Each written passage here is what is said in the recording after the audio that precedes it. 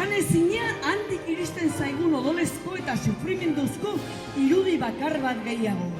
Jasanezina palestinarren bihotza bakar bat gehiago. Jasanezina hainbat herrialderen eta erankunderen konplizitatea. Jasanezina konponbidean pausoak eman beharrean, genozidioarekin aurrera egitea. Jasanezina eta onartezina da genozidio anker honek segundo bakar bat gehiago jarraitzea mundu osoaren begiaren aurrean.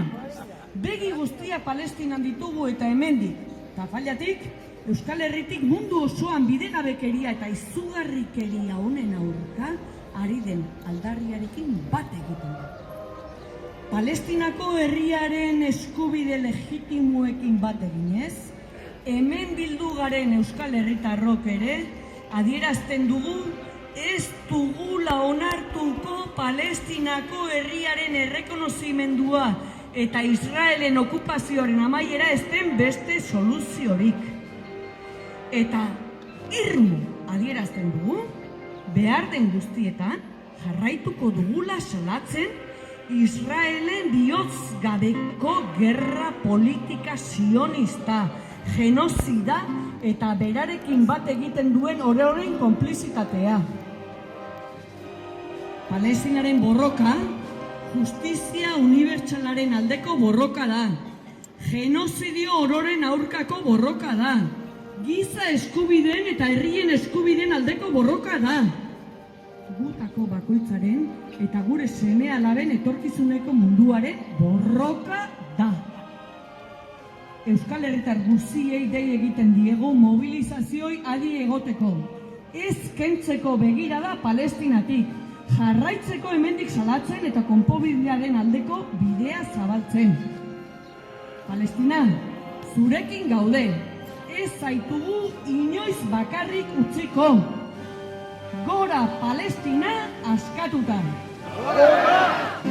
Haze bihotzeko pilpira, muixero juraz jarria, gero nekripen erdira, Israelgo madarroa, gena txikitzen ari da, berdin etxe ospitale, gaude eskola berdin da, berdin zahar gazte ume, gena piztiak baitira, azken finez gantz osoa, bere ganatzen baitira, ezin amerikanoen, seme orde ez balira, eta Europa ez balego,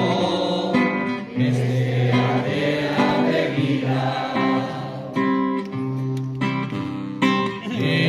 Heriotxoiak ziur, utzi du bere argarra, burmuinean daramala, supremazismoaren arra, gazak amalia jeni, hain jaurri du bombatzarra, lurrazpian gizakia, hanka beso soinadarra, horren merkezatzen baita, bizitza palestinarra, baina gugera jendea, bere esperantza bakarra, adugu gure burua, malarikatu beharra.